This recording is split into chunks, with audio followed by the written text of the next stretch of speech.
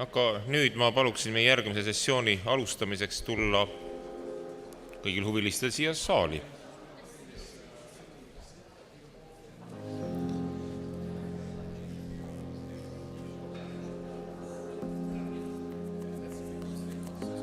Nii, ja meie aeg on nüüd läinud ja ma ütleks, et meie teine sessioon, nagu enne ütlesin, pöörab pilgu eesolevale ja sessiooni nimi ongi Kas inimõigustel on tulevikku? Ja seda sessiooni juhib advokaat Hannes Vallikivi ja palun, ma annan puldi üle.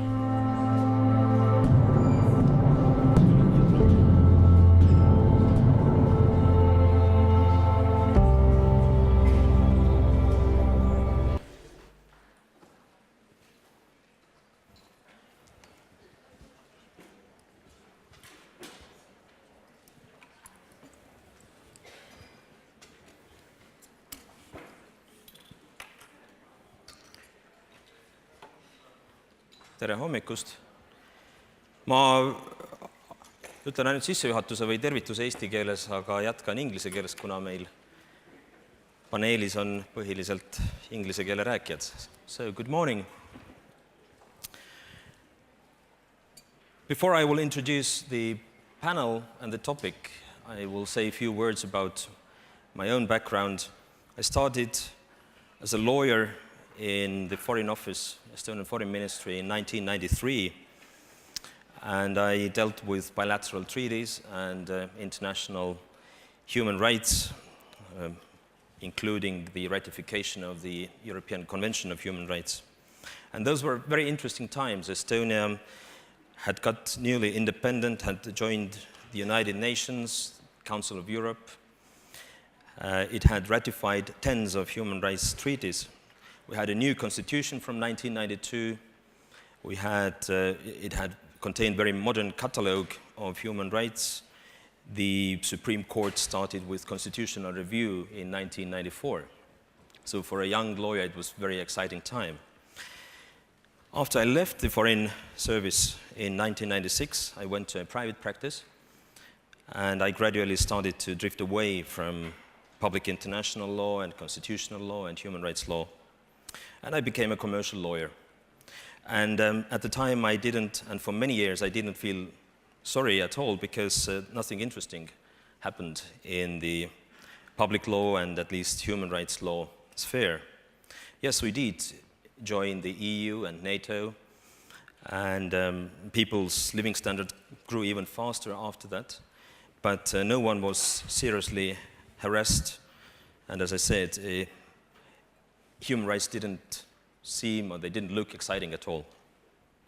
After I was elected a member of the Bar Council in 2010, and especially since I became a vice president 3 years later, I have been dealing with citizens' human rights or citizens' rights and freedoms. I've been dealing with independence of the judiciary and the important role of our, meaning legal profession. And about 3 years ago, I would say that times became interesting. We've seen the rise of intolerance and hate speech against LGBT people, against foreigners. We see hate speech against hate speech. We hear demands for judicial reforms and subordination of judges to people's will, or as we call it, it's a literal translation, to people's sense of justice. So I would say that my professional life curve seems to coincide with the development of human rights. It's fair to say that the Cold War brought victory to liberal democracy, and at least everywhere in Europe other than Belarus, and the world became unipolar. International human rights institutions flourished. In the morning, in the opening discussion, Yugoslav and Rwanda criminal tribunals were mentioned, which led to ICC, the International Criminal Court. European Court of Human Rights became permanent, and the most influential legal body dealing with human rights. New constitutions all over, at least liberated Europe, guaranteed rule of law, and established constitutional review. And it all looked like it's end of history.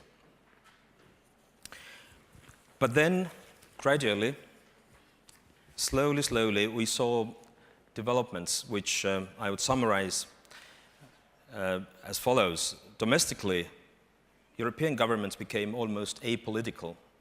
That means that very little, if any, difference was between liberals, conservatives, and social democrats. And that bored electorate, they became ignorant, at least in Western Europe. And in Central Eastern Europe, where we sit here today and where we live, I think big groups felt excluded due to very immediate changes in economy and the structure of economy. And at the same time, during the last 20 years internationally, the United States and its allies, they have failed to export liberal democracy to several countries. They've tried to export it, meaning Middle East, Afghanistan, North Africa. And we see also growing resistance to the US hegemony, especially by so-called BRICS countries. And that means that human rights ideals have compromised and the authority of human rights has diminished. And that all has domestically caused or created anxiety and dissatisfaction, and internationally it has moved the world towards multipolar world again, with governments and states looking for a new balance of powers and the influence they have. And that presents a huge challenge to human rights system. So when I go to the title of our panel, do human rights have a future, then the answer is simple and short. Yes, of course, human rights do have a future. Just no one knows how the future will look like. And that's what our panel is going to deal with. We are going to discuss some of the challenges human rights face and how those challenges might shape the human rights system. And unlike the previous panel, where small countries were represented, we have only big countries represented. And I will now introduce the panelists by the order they are seated. So first, we welcome here Nina Reiners from Germany. Nina is a postdoctoral fellow at University of Potsdam and also Fritz Thyssen Foundation. Currently, she's based in Geneva. And her research topic is international law and more specifically creation and implementation of the United Nations Human Rights Framework. By education, she's a political scientist, but she has also studied English literature and public law in Germany and in Spain. Now I understand why you made comments sitting next to me when Professor Lapin was making his speech. So next is Professor Alison Brisk. She comes from the United States. She is a Melcham Professor of Global Governance at the University of California, Santa Barbara. Alison is a very productive writer. Only this year, her 10th title was published, and it reads The Future of Human Rights. So she has written a book about this very topic we're going to discuss. And one fact I learned yesterday, Alison knows well Mr. Rein Taagepera, our well-known countryman who also lives in California, but part-time in Estonia, and who has contributed so much to Estonian education and political system. Now next, we have a guest from, and speaker from Hotspot. Mr. Jean-Yves Camus is from France, from Paris. And Jean-Yves, he's a fellow at the French Institute for International and Strategic Affairs, IRIS. And he's also head of the Jean Jaurès Foundation, which is a center for the study of radical political movements. And Jean-Yves is a specialist on radical and populist political movements. And he's also well known in France. He writes often in press and appears on television. Now, next is Liisa Pakosta. As I said, we have only big countries represented. Liisa is, as we all know, a gender equality and equal treatment commissioner. She took this post in 2015. Before that, she was an MP, member of Riigikogu, for 6 years.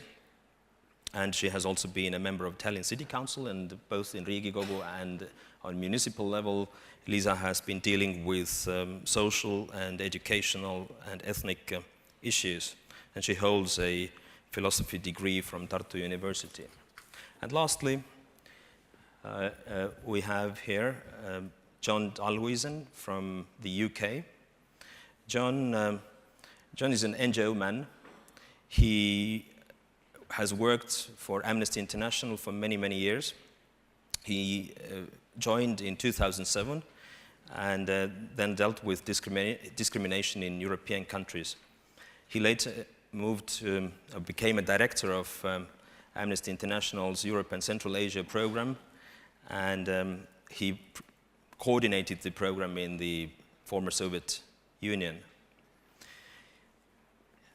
And he left the Amnesty International last year and became he joined an international think tank called the European Stability Initiative, where he's a senior fellow. And like me, I'm a lawyer, practicing lawyer, member of the bar. John is also a member. He was called to the Bar of England and Wales in 2007. So that much I have to say about as an introduction, and I'll give the floor to Nina.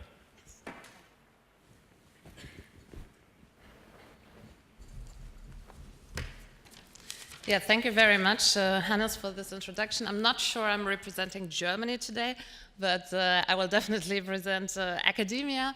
And as such, and as being the first speaker, I would like to start on a more optimistic note, given that we will discuss all these challenges the future of human rights will face and human rights are facing today.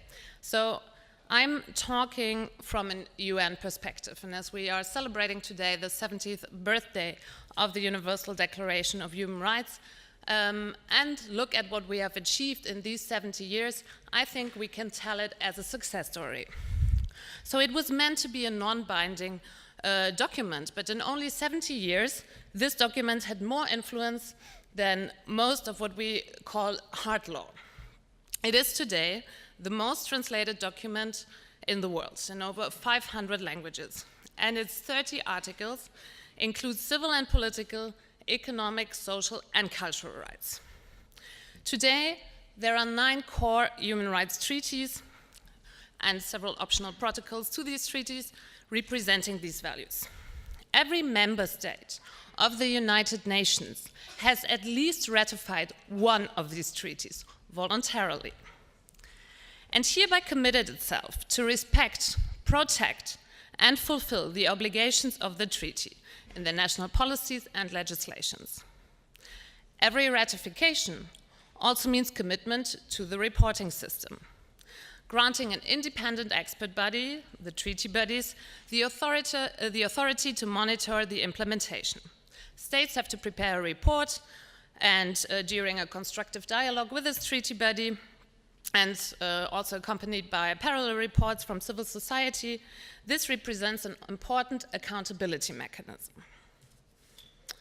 Also, we have the Intergovernmental Human Rights Council, and we have the special procedures, so the country and thematic mandates. And I think overall, this is where we can acknowledge we came a long way since the Universal Declaration of Human Rights. And we see positive results in terms of awareness raising for human rights, but also in terms of compliance. Of course, not in every case, but we'll talk about that later. So what do I see as the challenges we are facing today from this UN framework? I think first is on the norms itself, and we will hear examples, but more important, and that's what I really want to highlight, also states don't provide the necessary resources anymore for the UN human rights regime.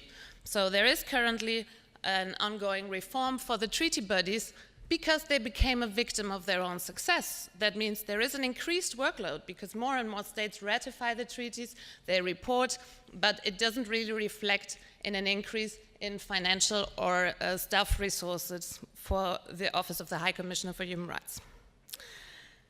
And as a third challenge, I see, of course, that states where in the past, or some states, in the past at least paid lip service to human rights. They do no longer. And they defend their national sovereignty, and they seem to even win elections in what we think are advanced and established democracies with that tactic. But also to conclude on a more optimistic note, my presentation, in the past we could observe that sometimes these contestations and challenges led to even better standards. So I want to give one example from the drafting process of the Universal Declaration of Human Rights. The fact that it isn't called all men are born free and equal, because that was what Eleanor Roosevelt was opting for, because she said, women and all other groups are of course included in the term all men. And we had this Indian woman, Hansa Mehta, who was also in this drafting committee, and she said, no, that gives countries the opportunity to abuse that term and don't protect enough women and other minority groups. So we now have all human beings are born free and equal as the Article 1 of the Universal Declaration of Human Rights. And I end it here and hand the floor over to Alison. Thank you, Alison. We'll make short 5-7 minute presentations before we start with discussion. So the setup is slightly different from the previous panel. Alison, Yes. please. Thank you so much, and thank you for the opportunity to participate in this very interesting dialogue and celebration.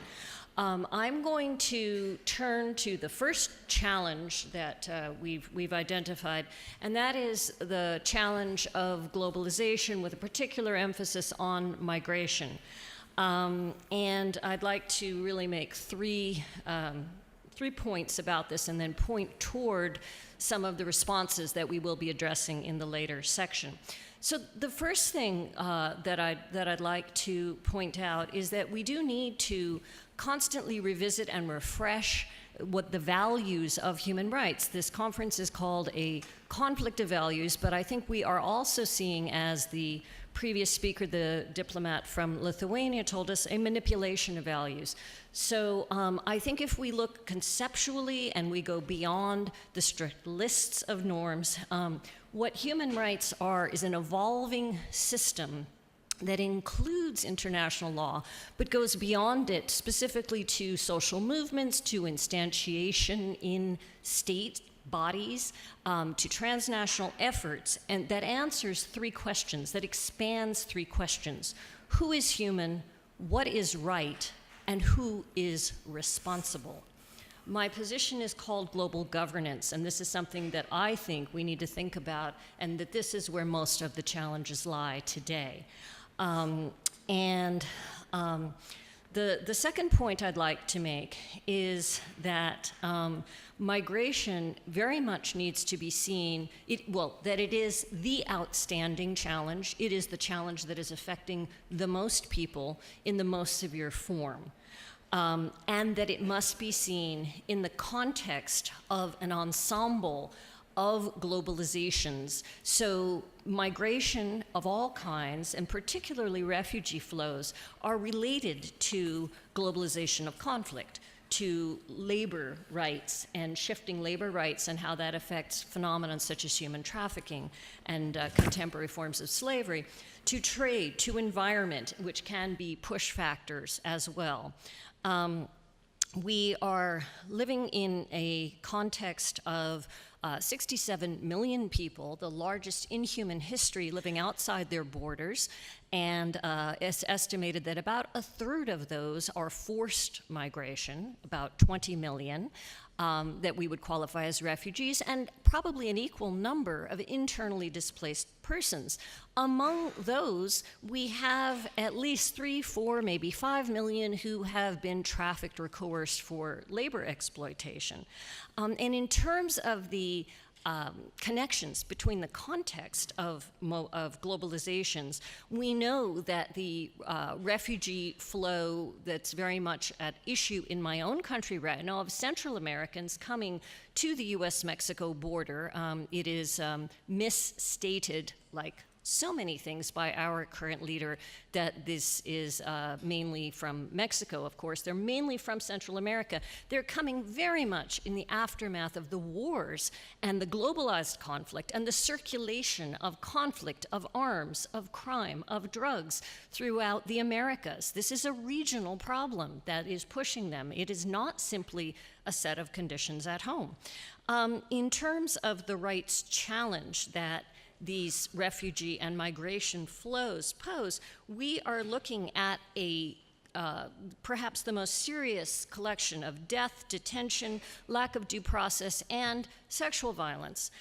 It's now estimated that among the Mexican and Central American migrants, again, I'll just give examples from my own country that I know pretty well, as many as half of the migrants have been subjected to trafficking, sexual violence, or both. That's just one refugee flow. And we know there are similar trends for the Middle Eastern migrants, particularly the Syrians coming into Europe. In the case of the US, we have had a series of violations, including the attempt to construct a wall, the very serious conditions of refoulement, which are occurring also, of course, with Afghan asylum seekers being deported from places like Sweden back to their deaths. And we have documentation now for Central Americans being deported to their deaths. We have, prolonged situations of irregular detention of asylum seekers.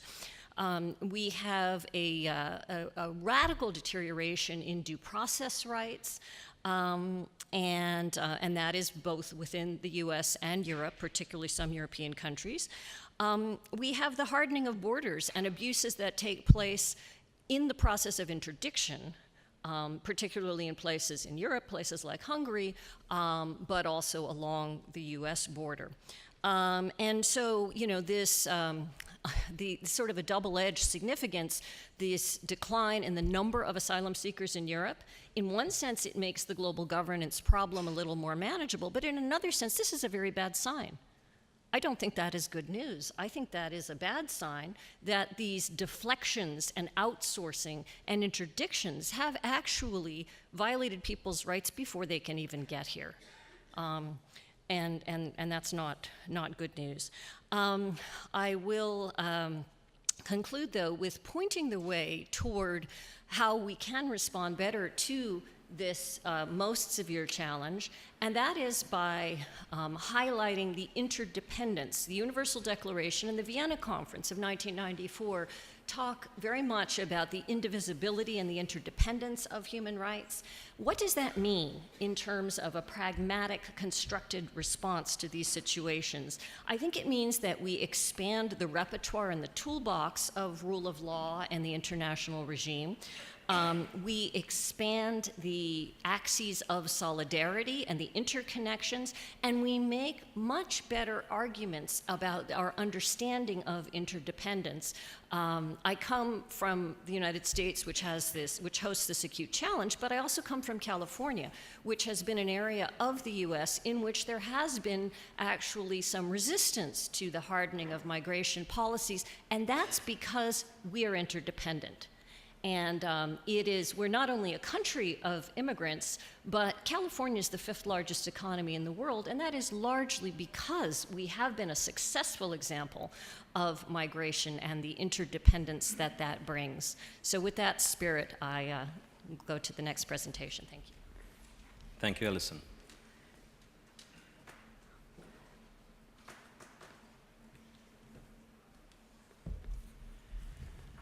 Well, what I want to tell you today is that we used, especially in France, which takes great pride in saying that it is the country of the Enlightenment and the country of human rights, we used to take human rights for granted once and for all. And I really think this is no more. We will have to fight for human rights, especially in Europe, because it seems to me that many citizens today in each and every country in Europe are almost ready to bargain some of the more formal human rights, such as the right to free speech, freedom of speech, and the checks and balance system that makes representative democracy working. I think many people are ready to abandon much of that if only their national identity is protected. There is a huge challenge to the human rights from this problem of national identity, which will be at the forefront of the political stage all over Europe, especially in sight of the 2019 election to the European Parliament. It seems like we feel threatened both from the outside and from inside by values we are not used to confronting. So this has to do with migration, of course, but we have also lost, especially in France, I think, which used once again to take great pride in its capacity to assimilate people. We now tend to say, well, there are people we can assimilate, those from native European stock, and those we cannot assimilate because basically their cultural values are not compatible with European civilization. So the biggest threat to human rights today is this fear of the multicultural society, which is driving many, many political forces, if not into power, at least to a very significant level of political representation. So I think that human rights do have a future, but if they have to have a future, we must absolutely think about a common European narrative. The lack of a common and convincing European narrative has given so much fuel to the populist anti-European political parties. If you ask the average citizen of your or my country, what does it mean to be European today? I mean, the answer will be most probably, I really do not know. So this is the first task we have to take. And the second one is to remain convinced that if we do not stick to promoting human rights, then we will go back to what Europe was some decades ago, that is a totally barbarian Europe. I mean, there is no alternative.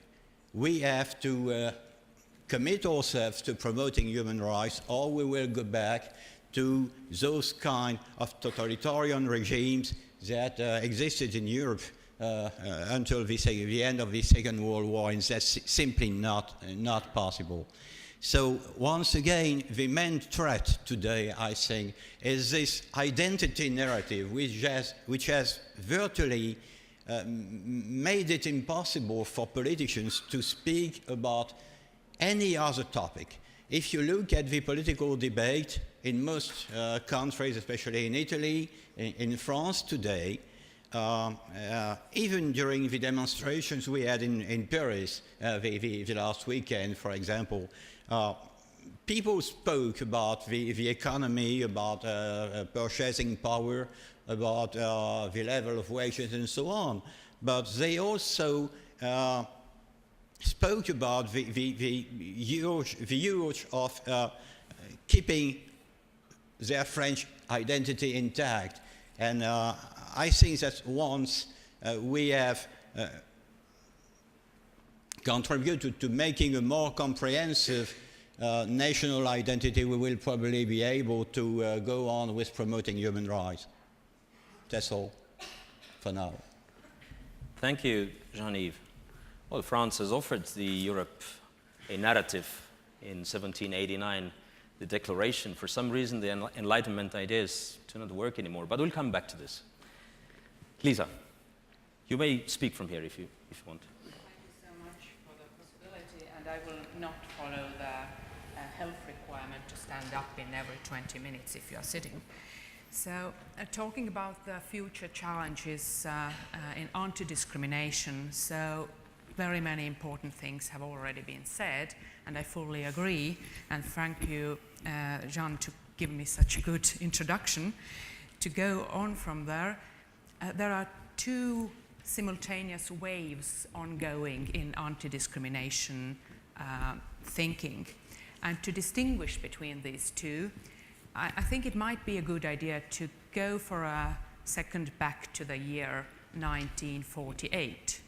So my grandmother was actually working as a truck driver here in Tallinn on the ruins, and my grandfather was sitting in a prison because he had slightly different political views than the Soviet Union government had. So my grandmother was not working as a truck driver because she was a feminist. Actually, she was not. She was working as a model before and after it. But it was a way to survive. Both of her brothers were killed in the war. So it was a question of life and death. And now when we are talking about anti-discrimination or discrimination issues, it might be we are talking about inappropriate word somebody said a few years ago and is now losing his or her job because of this word, what was used then. So it makes people confused indeed. So I fully agree with what you said, that people are confused and they sometimes can't answer the question, what is the value, what is not, because there is so much debate in it. But we have to understand that it's very good we have the debate.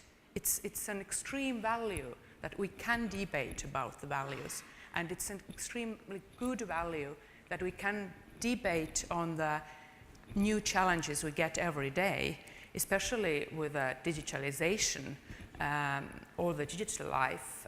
We have to discuss every day what are the new discrimination challenges and how can we tackle them. So this is a soft movement, the soft wave. And thank you, Nina, for about this Roosevelt thing. Now the Roosevelt Institute is actually the forerunner in the world on that we should change quite many words in the UN Declaration, talking about he and talking about the spirit of brotherhood, that we should change it to spirit of humankind. So this is all in this soft wave that we discuss the sides of the basic values.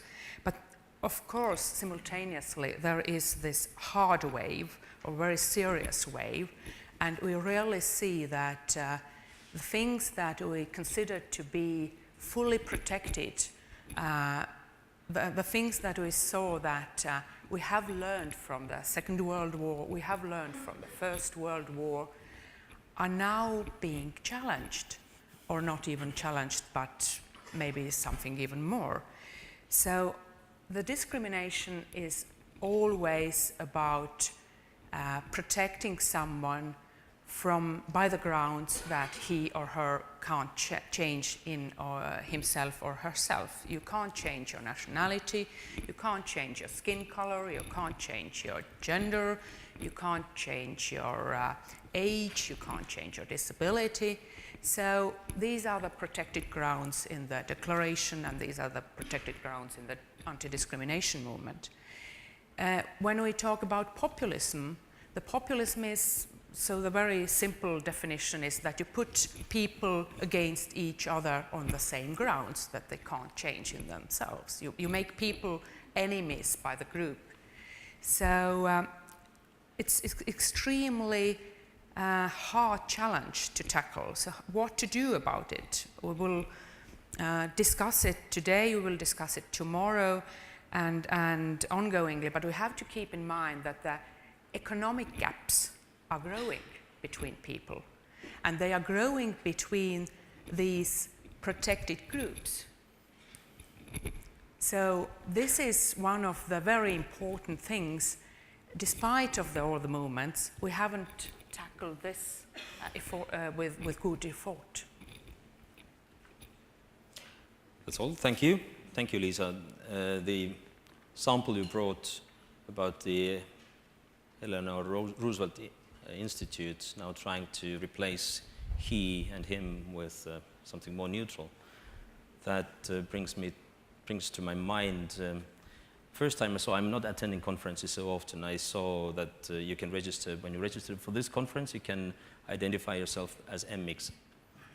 I saw something for the first time, but looks like sort of a sign of political correctness. The Americans I've met with, very educated and democratic people, they say that something Trump has made good is that he has removed political correctness. Anyway, that can be a fuel for our continuing discussion, Lisa. I'll now give floor to John for 7 minutes. Thank you. I'll try and be brief, and I'll remain seated. The central question, do human rights have a future? I think more or less we all think yes, but let's be a little bit careful. I think basically it has a future because it's a good idea, right? It's as a language and a system for articulating and regulating the moral purpose and the moral constraints of government. It's a good idea, and people get it. And wherever there is tyranny, wherever there are abuses, the demand for rights will flourish equally. So as Mark Twain might have said, the talk of the death of human rights is certainly greatly exaggerated.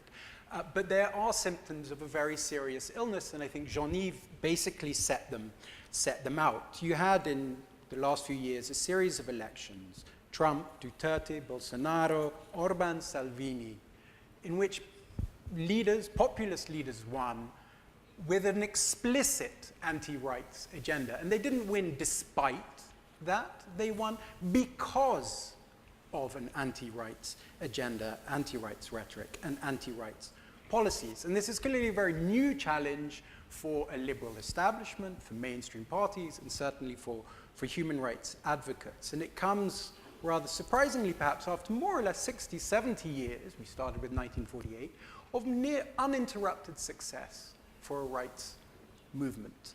Victories in the Cultural War, the Cold War, the creation of an entire arsenal, edifice of rights norms and protection mechanisms. And lo, it turns out that a great many people say, thank you very much, but I don't want this. Right? That is the reality of where we are today. And if a liberal establishment, if those who care about rights can't acknowledge and confront that reality, I think you're lost from the outset. Now, I think I want to talk a bit about stories, because in the end, I think everything, and certainly politics, is about stories. And the success of the populist movement is basically based on two stories: a general story about human rights and a specific story about migration. The story about rights has been to invert the narrative of rights that was the genesis of the 1948 Declaration. That story, the classic liberal story, was rights are restrictions that individuals and societies place on governments to guarantee their freedom. The basic rights story. The story populists tell turns it around. And they now say human rights are restrictions liberal elites place on individuals and societies that limit their freedom. That's their story. So on this view, what do human rights do? They load the dice in favor of secular liberal values that they don't agree with. Take your view on this, but gay marriage, abortion, gender roles. They can no longer express the views that they have on this, and they hold sincerely. And then perhaps more significantly, they think that, or they articulate this view that human rights prevent societies, prevent the ordinary common man, the every woman, from protecting themselves, their societies, their ways of life against external threats. Security, here you get Duterte's war on drugs, or terrorism, the West's generalized war on terrorism, and protecting their cultural identity. Right? This is at the heart of it.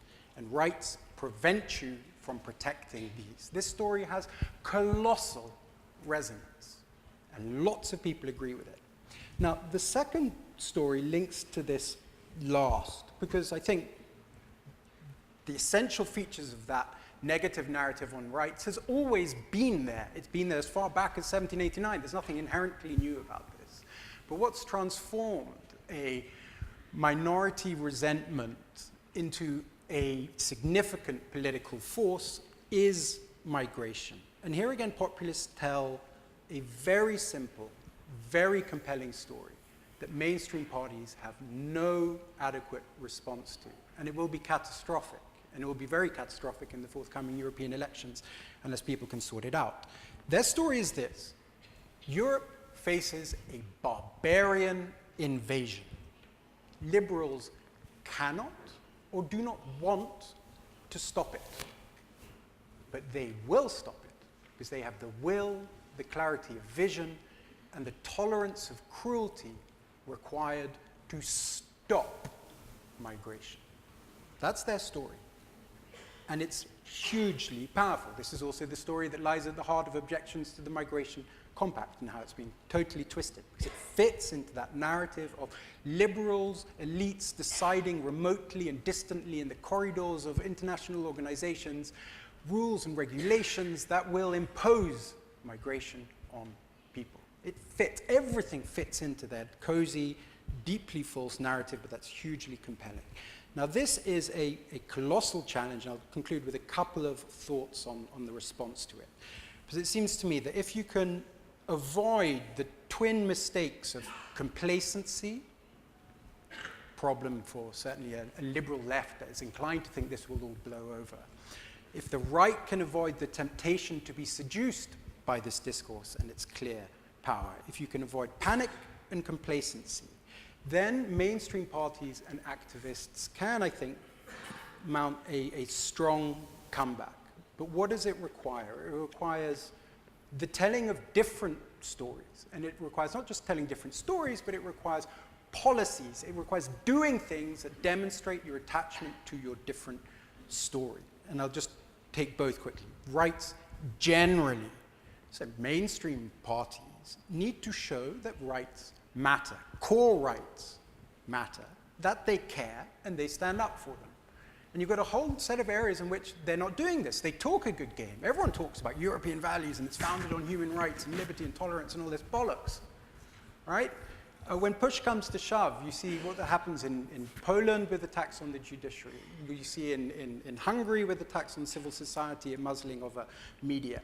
The tepid, the flaccid response of European leaders to this. If you look then at the guardian of the right system in Europe, the Council of Europe, where you've had in the last few years a colossal corruption scandal involving Azerbaijan. You've got Russia now refusing to pay its fees and demanding on changes to the system so that its right to vote on elections appointments cannot be withdrawn under any circumstance, so blackmail. So you've got corruption, you've got blackmail, and you've got a country like Turkey flatly refusing to implement judgments when it comes to political prisoners. And again, you have no visible or demonstrable reaction. So how can these leaders turn around to their publics and say human rights matter and we believe in it when you don't defend them that close to home, when the EU can't even agree on a human rights sanctions mechanism, for instance? So the part of the story that needs telling there is the policies, often in relation to foreign policy, but also domestically, that reaffirm an attachment to values. And there are lots of spaces, and we can talk more about them, in which they could do it. The second is on migration. And here they need, again, it's beat the populist at their own game, because their own game is basically called politics. It's tell a better story and have proper policies. The story they need to tell is Europe does not face a barbarian invasion. It's just empirically and factually incorrect. Right, that's one. Two, but you must concede that this is a genuine problem. Even 100,000 arriving into an asylum system that cannot process, is incapable of returning, and allows people to wander around Europe undetected, is a problem and is unsatisfactory, and people think that is a problem and unsatisfactory. So solve it, but then don't just solve it anyhow. You must solve it with an attachment to values. You believe in something. You think that refugees must be protected. There must be access to a fair asylum determination process. So you need to change a system in a way that does it. That system will not, however, be pitch perfect, human rights beautiful in the way that advocates want. Because migration is more complicated and difficult than that. So activists in turn, so if mainstream parties need to tell stories, I'm going, slower, and N, I'm sure you didn't put that, but you meant that. Need to tell different stories and back it up with rights-sensitive and affirming policies. Activists, the people like myself, need to avoid the polarizing dead end of identity politics, and they need to accept that the fundamental challenge now is a defensive one that requires an element of compromise and consensus building around core rights values. So in conclusion, if pragmatic politicians can be just a little bit more idealistic, and idealistic activists can be just a little bit more pragmatic, human rights have a very big and healthy future. If they cannot, however, I think that future will look a little bit different. Thank you. Thanks very much, John and all. So we have detected some of the challenges. Before John, we've heard about migration as one of the major challenges. I think almost all speakers brought that up. We have heard about fear for losing identity as one big driver, which has made people care less about, some people less about human rights, some others using more human rights arguments and asserting their rights, maybe without knowing or without caring whether their rights match with the rights of the others. And we've also heard about inequality, especially economic inequality. Before we will go to discussion, I'd like to use the opportunity. I know that Titis Melbiksis, he's a representative of UNCHR. He's with us today, and he agreed to make a 3-minute intervention. Titis, do you mind? Yeah. He's a refugee. Oh, okay, please introduce yourself. Yes, thank you so much for this opportunity. Yes, I work for UN Refugee Agency for their regional office in Stockholm, which covers 8 countries in total, 5 Nordic and 3 Baltic, so including Estonia. So thank you for this opportunity. And I think refugees are, I mean, the most vulnerable of the vulnerable, whose rights are being violated the most, I think. And regarding the title of this conference about the future of human rights, I think we have to also think about the history of human rights. And here, actually, the history of refugee rights is very interesting, because the Refugee Convention, which was adopted in 1951, is actually the first treaty which tried to codify something that is in the UN Universal Declaration of Human Rights, which is in Article 14, and that is the right to seek and enjoy asylum. And that is today regarded as a fundamental human right. So to seek asylum is a human right, and it needs to be protected. So this convention tried to guarantee that, and they created also what is called the UN High Commissioner for Refugees.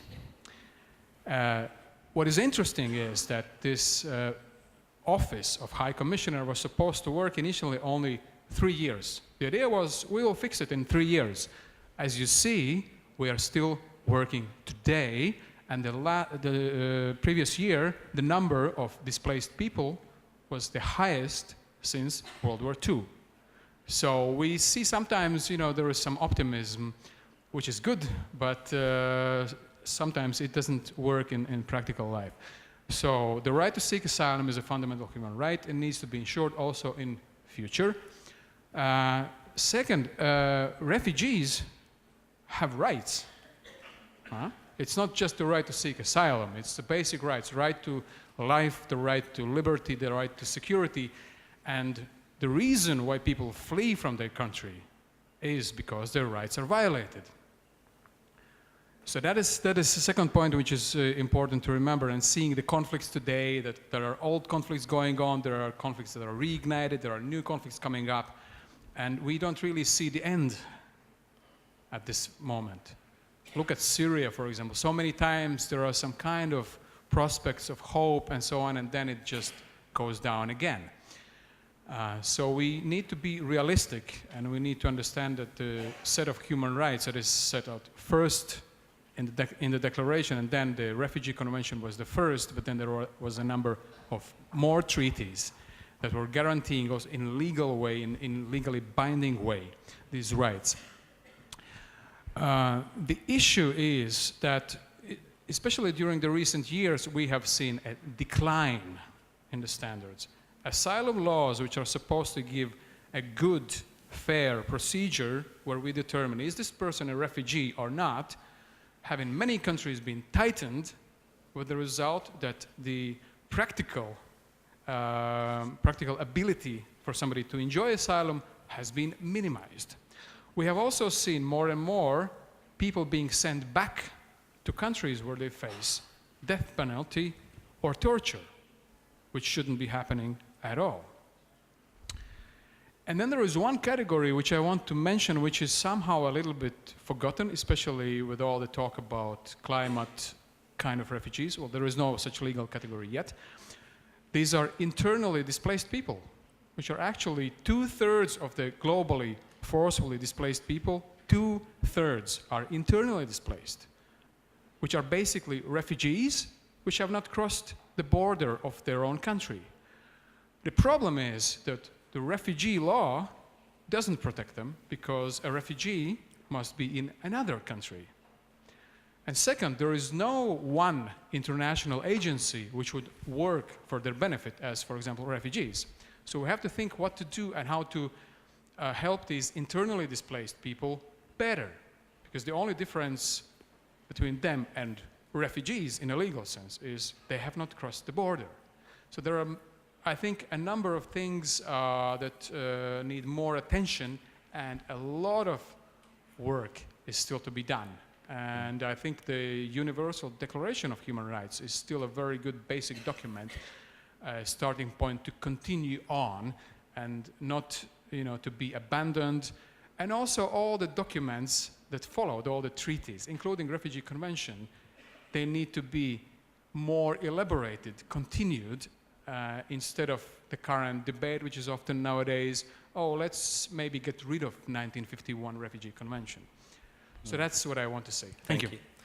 Thank you, Ditis, for the comments. Yes, it definitely provokes ideas, especially on the side of those people who think that the refugees already enjoy too many rights. They are not thankful for the asylum. They shouldn't be untouchable, and and above all, they are not all refugees. They do not all deserve the refuge. But of course, these are not new issues, but they are more than topical, more than ever topical now. Jean-Yves, you mentioned that people feel their identities threatened, and definitely migration and refugee issue, although you can call them by one name, migration, but actually legally you should keep them separate. So migration issues is definitely one of the reasons why people feel unsafe. But can you explain, perhaps in few sentences, the mechanism why people are unsatisfied or have the fear? You don't know probably about our corner of the world, but in Central Eastern Europe, we have no practical problem of migrants. However, in political debates, it's one of the central issues today, and everybody is afraid of migrants. So what is the mechanism, psychological or political, how it works? The mechanism in France is twofold. First of all, we used to be a country with many colonies abroad, especially in North Africa and West Africa. And most immigrants today, especially before the Syrian crisis, most of those people who emigrated to France came from formerly French colonies. We have lost those colonies, and many people now feel like those people wanted us to give them independence and more or less have thrown us away from Africa and North Africa. Remember that we had this war in Algeria lasting from 1954 until 1962. Each and every man in France who is above 80 today has served in the army during the war in Algeria. So there's some kind of a resentment against people who once were under French protection. They did not enjoy full civil rights, by the way. There's a kind of resentment from the French population against those people, like, you threw us away, and now you come here to colonize us and impose your own culture and your own religion on us. That's the first point. The second point is, we are a secular country. France takes great pride in saying that it is the country of secularism, which is a concept I can only translate it to English. Secularism does not only mean separation from the churches and state. It's much more than that. It's basically a system of values which tends to downplay the significance and the impact of religion, even on private life. So now we are seeing an influx of people who come from a deeply religious culture, where religious values are very much intertwined with the rest of their values. And we see them as a threat. We have had a large Muslim population in France because of our colonies, even before World War II.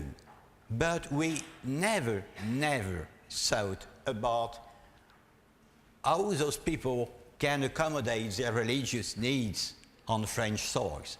We have a law on the separation of churches and states, which, I mean, was able to solve the problem between the Catholic Church and the state, the Protestant churches and the state, the Jews and the state, but there was no room for defining the relationship between the Muslim community and the state.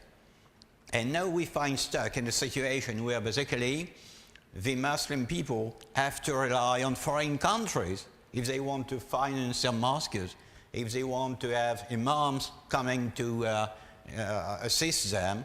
And well, it was not a problem until we experienced the first terror attacks from the Muslim fundamentalists.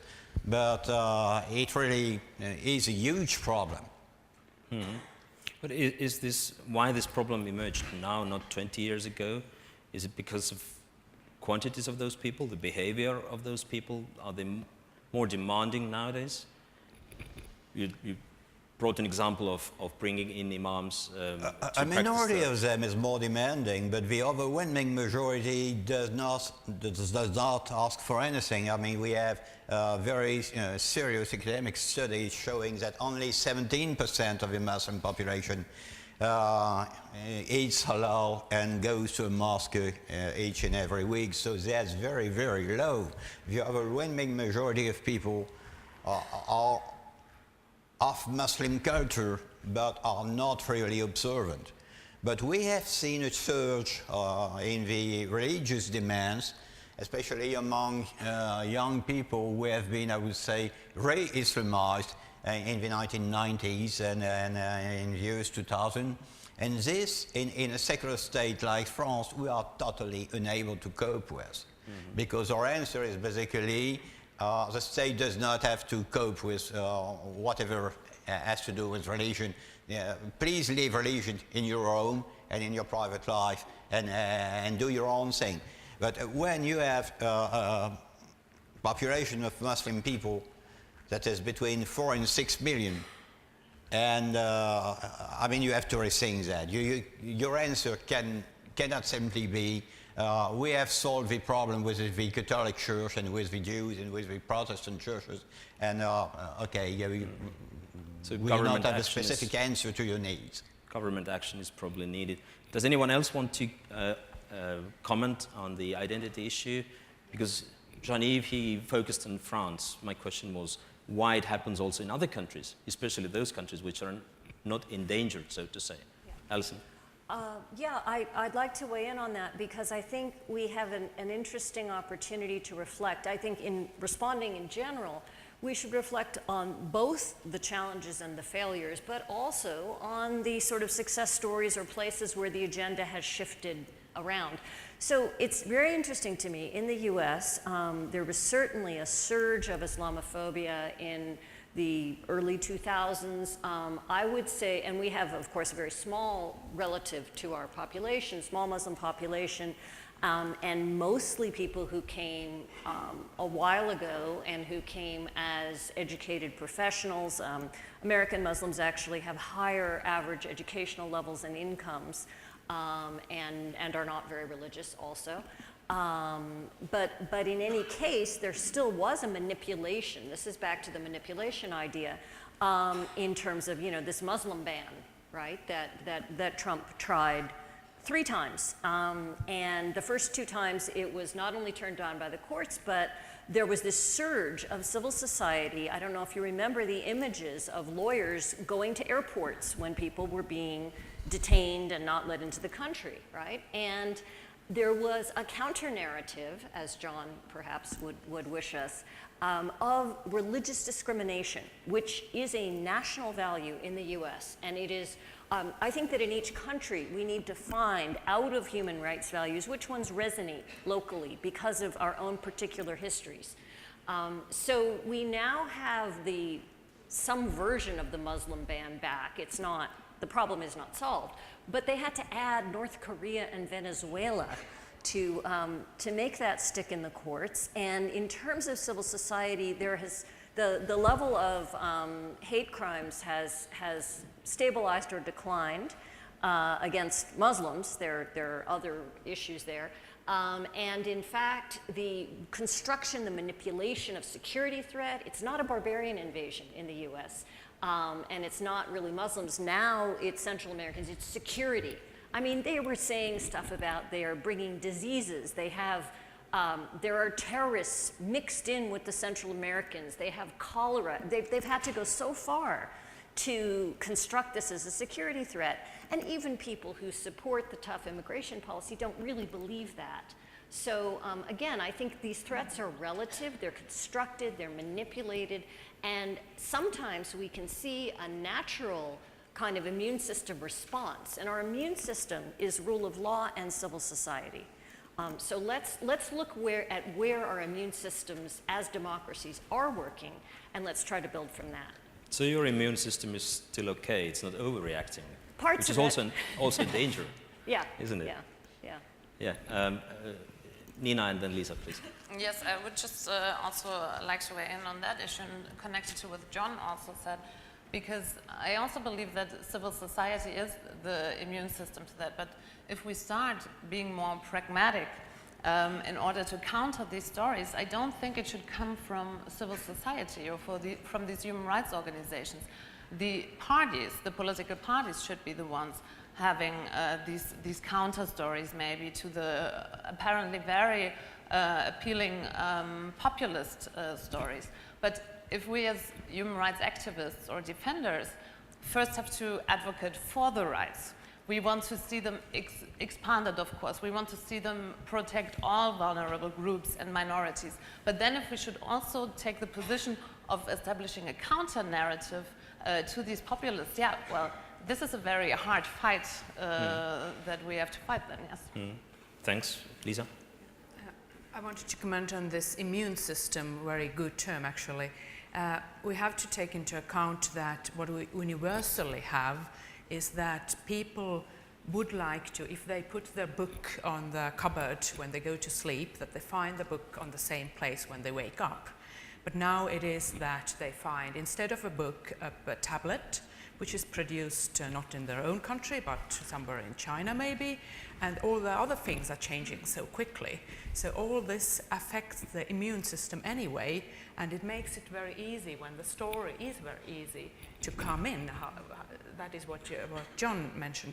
But if we have these counter stories which are more clear, which are free of jargon, and which are free of hate speech itself.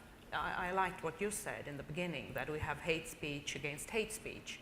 So when we can get back more on these core values and show what are the choices have very big difference, extremely big difference. Thanks, Lisa. John? And I just wanted to make the observation, because I think some people sometimes struggle with it, that there is a fundamental underlying social reality, that social empathy towards the other, the foreign, and immigrants is finite. It's expandable, and it depends on lots of socioeconomic and political circumstances. But fundamentally, at a certain point, societies hit limits. And they hit limits at different points and at different levels of numbers. But basically, the history of migration policy across the Western world in the last 30 years has been the history of societies hitting limits. When societies hit limits, they will endorse and tolerate hugely abusive policies if they think they are necessary to protect borders. This has happened in Australia well, twice, in fact, in 2001, and then again in 2011, and you get Nauru. This happened in Italy before the current one in 2009, when Berlusconi did a deal with the Libyans. Okay, then Meniti does another one in 2015. This happened with the Cuban crisis in the US in 1994, when the US cuts a deal with Castro to send everyone back. This basically happens. It happened with Spain in 2006 with the rivals from Senegal to the Canary Islands. So societies hit limits. Governments need to respond to them, or they worry they will lose elections. And governments that don't respond to them do lose elections. And the curious thing is that governments that do respond to them, but respond to them in a way that reinforces a populative narrative, also lose elections. So Meniti also lost an election, the Italian Democrats, so the left. He cuts his deal with Libya. It's a miserable deal. It exposes people to a whole host of abuses. And essentially reinforced Salvini's narrative all along, so he lost out too. So basically you have two challenges if you're a mainstream party. One, you must control migration. It is a sine qua non of electoral success in Europe right now. Now this can again change over time, and it was definitely aggravated by a very special coalition of circumstances in 2015, which are quite unusual, which don't reflect the norm. The anxiety about this will go down, but I stress the attitudes to migration, the populist story is number proof. The fact that the numbers have come down enormously in the last few years does not change the force of their narrative. It strengthens their narrative. They say the numbers are down, but that's because of us. That's because of the shitty things that I've been prepared to do. I've closed the border. I've closed fences. I've kicked out NGO boats. Get rid of me. And these millions of people in Africa will come again. So their narrative is number proof. So there are two things. One, you need to offer a narrative and policies of control. And these must be demonstrably humane and principled. Fail to do both, or either, and you will lose. Now, then a role of NGOs in this environment. The activists, Amnesty International, I was the most vocal, most passionate critic of the EU-Turkey deal. You can't get more incendiary statements than the ones that I personally made when I was at Amnesty International. And I was basically wrong. I was basically wrong.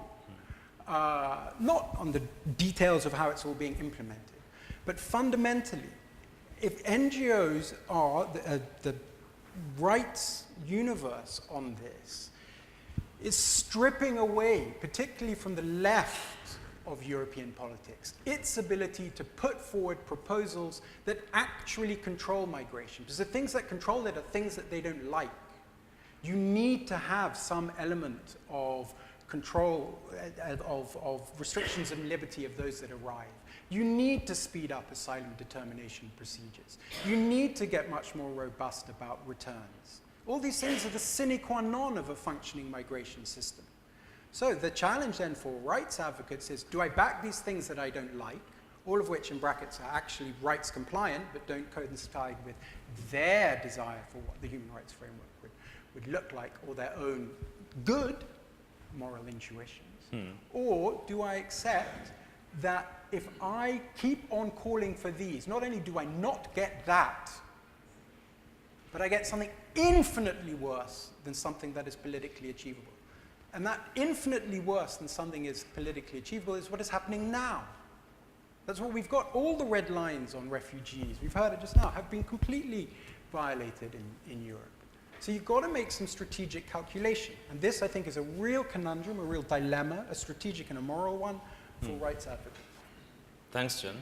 Alison, for a short comment. Well, if I may, I'd like to turn the conversation back, because my second point was that we tend to get migration pulled out of context, and the larger context of drivers and of globalization. And in fact, John himself talked about defense of fundamental rights and having a better narrative on that front.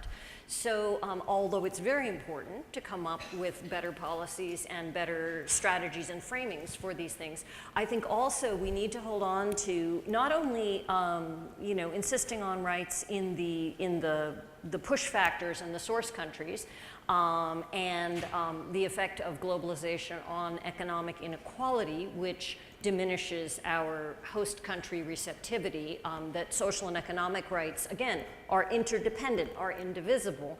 But also, let's keep in mind, as our friend from the UNHCR could easily remind us, that the vast majority of migrants are going to frontline states. And in fact, that bolstering the capacity of frontline states, as well as attending to the conflicts, is in our long-run interest, and kind of reinforcing that narrative, which has gotten a little bit lost in this generation. It was part of the original system. That, I mean, the reason we have collective peace and security is not just out of altruism, it's out of interdependence. It's because it is our common interest and need. And, today's refugee is tomorrow's terrorist. We all know that. That's part of the foundation of the system. We need to reinforce that politically. We need to actually invest resources and political capital in those connections. There are, again, pieces of hope, places where we've had a little bit of that. One is amazingly, on gender violence and gender equity issues, where we do understand the connections between gender violence, human trafficking, inequity, conflict, where the one kind of place we can get a little humanitarian focus these days is when we do have gender violence and rape as a weapon of war. Why not try to build that out and build that up and broaden that understanding? Thanks, Alison. Yeah, the question is how to implement, and we are now moving that direction with our discussion. My next question, and maybe last question before we will take some from the audience, is about, you brought in the medical terms, and I always like to compare law and medicine, the immune system, which in the United States, as you said, means the rule of law and fair trial or justice system. And then, Nina, you mentioned that the human rights treaties are victims of their own success, and you argued that they have been doing very, very fine. My next question is, well, that's maybe Eurocentric, perhaps, but the European Court of Human Rights, for instance, it's struggling today with, still some of the countries who have openly said that they are not respecting the judgments, they are not going to enforce them, they are not going to sponsor or support financially the courts, either cut off support or reduce it. Russia and Turkey, I have in mind, first and foremost. The European convention system has been the most advanced, as I mentioned, and the closest to the, you know, the good immune system. And yet we see that it's also not functioning so well anymore. And don't you see a threat there? Or my question is rather, do you think that today's institutionalized system of protection of human rights is sustainable? Will it last? With the forces we have described, huge forces. Again, if we take Europe, then the huge forces around us. Africa, Russia, just name. Well, yeah. yes, so the European Court of Human Rights, and that indeed we have to take it very seriously when these institutions that took a lot of time and effort to build, and where all these states participated in setting them up, when they face criticism, and when we have to, of course, also take it seriously when certain judgments are not implemented. But I think it is already, or it is very important to see that the judgment itself also does a lot for human rights and for this perceived justice, because if I know that my rights got violated, I can, together with civil society and other actors, claim that I will receive reparations. I guess it's in most of the cases that the European Court of Human Rights forces the states to pay. And I also want to say that it's not only Russia and Turkey that do not,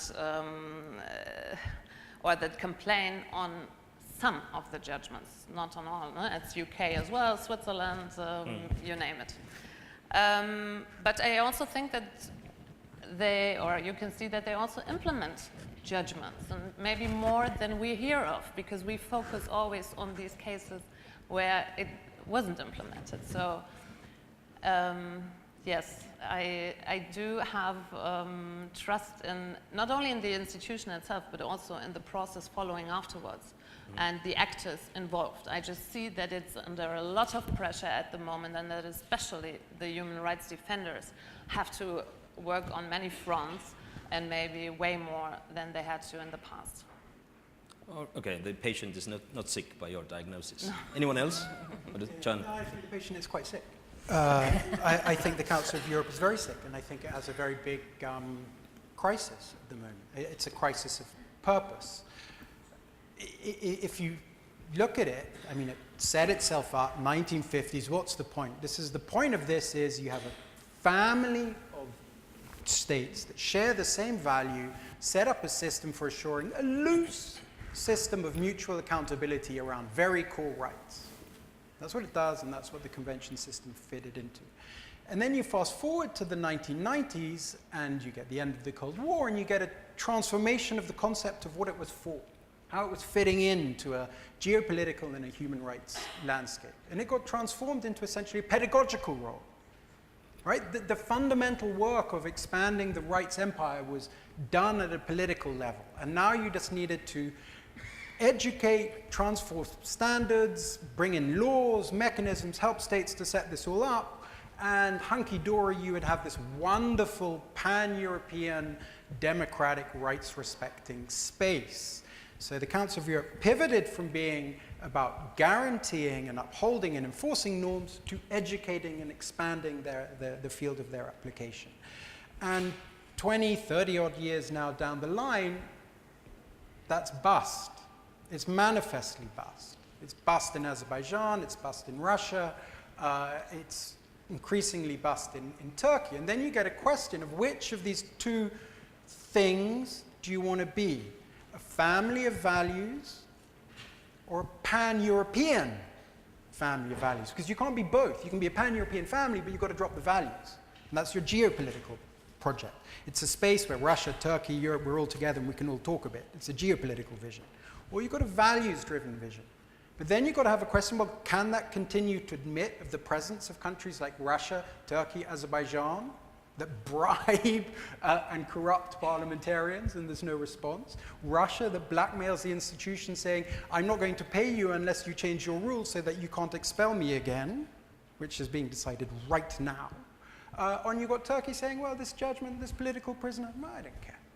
Right? So you've got to make a choice. And I think this is a big choice in the context of all these discussion about rights and what governments can do and what mainstream parties can do, is you have to show you care about these things to your own publics by demonstrating that in fora where you can make your voice count. And that abdication of responsibility, I think, is not only a colossal mistake in terms of foreign policy, but I think the thing that the political establishment is missing is the upholding of rights norms in relation to your foreign policy is not just important for your foreign policy, it's immensely important for your domestic policy. Nina. Yeah, I just want to follow up on that and maybe add a slightly different perspective on that. Looking at these populist parties, I feel they also claim the human rights language, because as soon as they see their right to free speech or assembly violated, they point to that. So maybe it's not entirely that they don't really want the human rights language. It is upheld, but I think it is about who owns, or what is the more successful frame, maybe, for claiming these rights. Yeah. I have a question, a quick question to Lisa before we will take from the floor. You're the only government representative here. Plus, you are having a background of being a politician. Do you think, and we've heard more than once, that there is a need for a narrative which is equally powerful to populist movements? Do you think that government institutions and established political parties are able to create such narrative that would be equally empowering? To be honest, all the political parties have always worked to find a good narrative for the next elections. So the problem is why the narratives of the mainstream parties are not so powerful. Estonian most popular party at the moment has a narrative for next elections for more fair Estonia. And I honestly hope that this narrative will address people, actually. I think that the problem is much wider than it's not only when the political parties do it right, then everything will go in good direction. It's the people who go to the elections. It's not the parties to do right or wrong.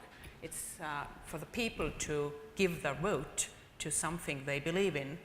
And here we see different opinions or different possibilities. European court, it's not the only one court where the inconstituency of the decision is the only thing. Yeah.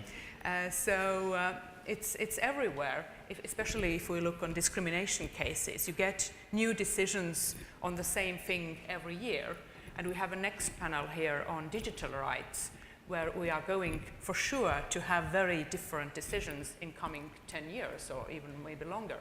So in some way we have to adapt, we have to make it a good narrative that yes, we live in a time of change. Very many things are changing, and within this change, how we can address the basic needs of people. When you see that your neighbor who is richer than you can now invest into a robot and be 100 times richer than you in 1 month. So how we tackle all these things? Yes, we knowingly avoided technology because Mart and Eiki at the beginning touched that topic, and of course we are going to have a separate panel.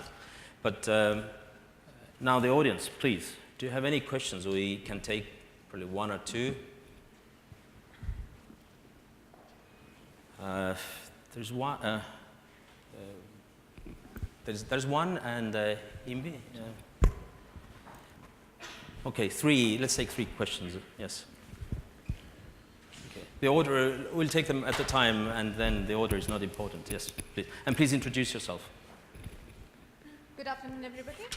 I'm Fahima Hussain, and currently studying at the University of Tartu on international law and human rights. My question is to Lisa Pakosta, who has solved one of my discrimination cases last year.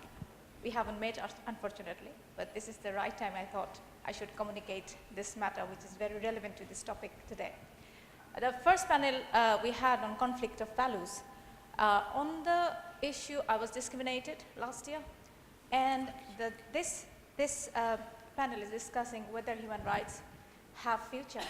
So my question is that on the basis you have dealing with the discrimination cases, whether you have made any recommendations to your ministries and the relevant ministries like Minister of Interiors, that how to integrate the students who are in a foreign land facing the discrimination on the basis of the conflict of values.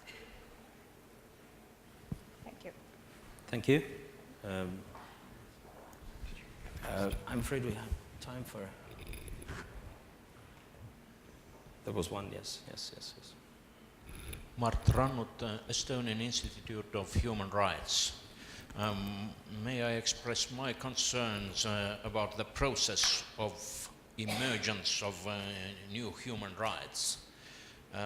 There is a nice slogan on the billboard just in front of the European Parliament building stating that I have the right to reside and work anywhere I choose. So, however, no such human right exists. My concerns are about the discord of some newly emerging and traditional human rights. Some human rights are immobile, non-transportable, such as cultural rights and language rights. Others, such as fundamental individual rights, move together with the person concerned. The former rights are, as a rule, drafted by states for domestic purposes, while the latter represent the production of international organizations. So, my question is, how could we bring these two types of human rights into mutual harmony? Thank you. One more question, yes, please. Here, in front here, please.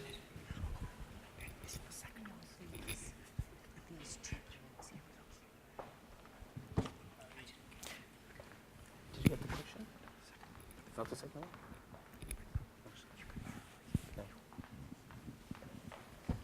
Well, first of all, thank you very much for the presentation. It was very interesting. When I was a student in international relations, there were two books that we were putting in front of each other. The first one was The End of the Story by Fukuyama, and the other one was The Clash of Civilizations by Huntington. And today it feels like human rights are like stuck between these two books. I would like to get your opinion on that. And the other question I have is about the narratives you were referring to. What should be like the narratives of the liberal democracy to promote human rights in the current context? Thank you. Okay, we won't take more questions. Lisa, can you answer that? A very short answer. Thank you for the question. Yes, actually, one of our colleagues has just finished the first draft of the recommendations after interviewing different bodies on what are the barriers for people who come to Estonia from other countries. It also includes those who repatriate, or the Estonians or Russians who come back to Estonia, and what are the actual barriers they meet on different levels. So the description on this will be a base of recommendations for the government.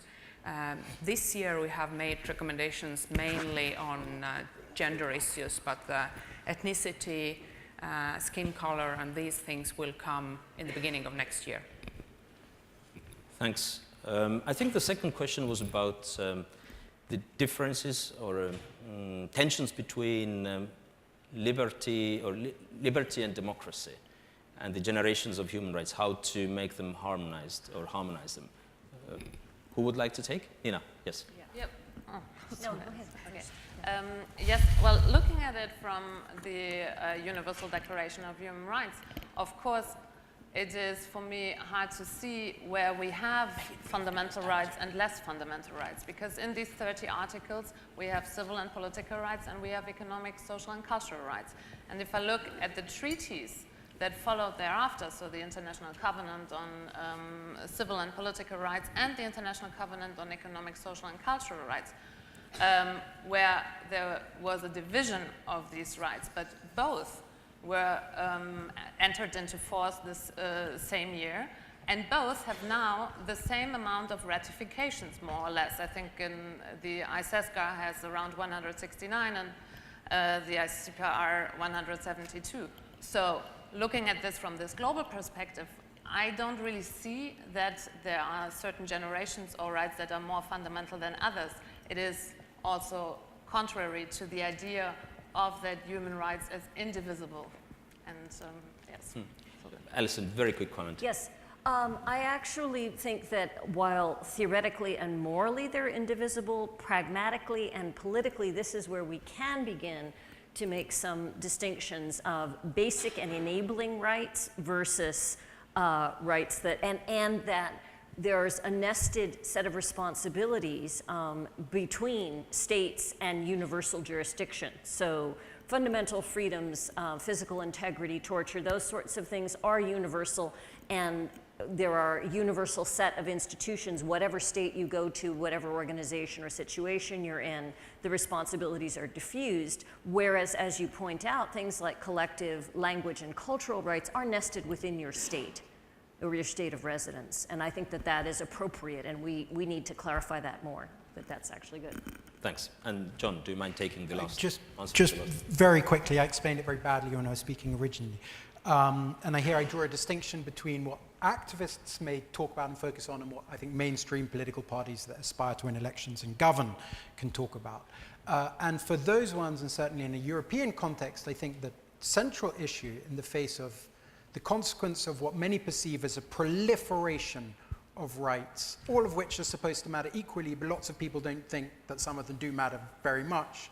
By extension, if they all matter equally and some of them don't matter much, well, then none of them matter at all.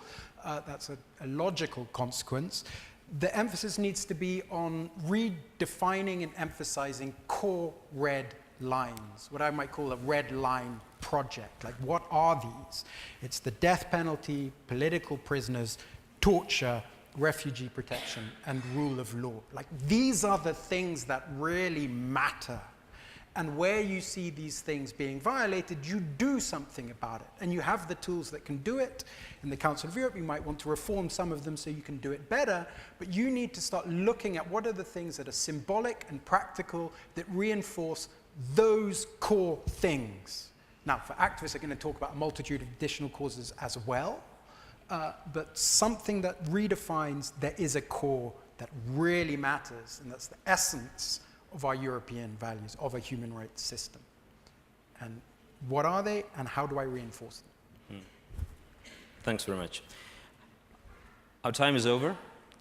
Instead of wrap up, I just come back to how I finished my introduction, that yes, certainly the human rights do have a future.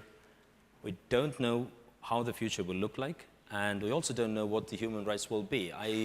Myself, I would have been more pessimistic about the future. I see that my panel is more optimistic, thinking that we need to create stronger narratives and work with the narratives and the current system, both on government and institutional level, both domestically and internationally, and also on the NGO level. But things are not that bad. Let's hope so. One part of the rights is keeping promises. You have promised a lunch already 5 minutes ago. We stop here, and thank you very much. Thank you.